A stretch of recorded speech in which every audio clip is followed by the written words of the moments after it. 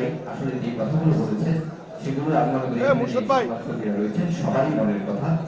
আমি চট্টগ্রাম মহানগর বিএনপির আহ্বায়ক এবং সদস্য সচিবের মাধ্যমে আমি শুধু একটি কথা বলতে চাই যে গত 15 বছর আমাদের জন্য অত্যন্ত ঝুঁকিপূর্ণ একটি সময় ছিল।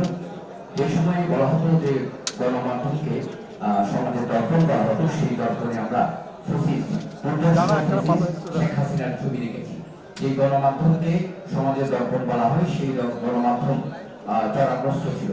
আমি বলবো চট্টগ্রামের যে গণমাধ্যম রয়েছে, জাতীয় যে গণমাধ্যম রয়েছে, সেই গণমাধ্যমকে জরামুক্ত করার জন্য বিএনপি ভবিষ্যতে ব্যবস্থা গ্রহণ করবে এবং চট্টগ্রামের যে সাংবাদিকরা রয়েছেন তাদেরকে তাদের বেতন, তাদের চাকরি এবং বিভিন্ন যে সুযোগ সুবিধা রয়েছে সেগুলোর বিষয়ে তারা নিরপেক্ষভাবে যারা পেশাদার সাংবাদিক তাদের পক্ষে দাঁড়াবেন এবং তাদের জন্য ভবিষ্যতে যারা চাকরিচ্যুত হয়েছে তাদের চাকরি ব্যবস্থা করবেন। সেই বিষয়গুলো নিবিড় তদারকির মাধ্যমে চট্টগ্রাম মহানগর বিএনপি দায়িত্ব নেবেন, সেই প্রস্তাবটি আমি রাখছি। আরেকটি বিষয় হচ্ছে জাতীয়তাবাদী ধারার যে গণমাধ্যমগুলো দেশে ছিল, অধিকাংশ গণমাধ্যম বিলুপ্ত।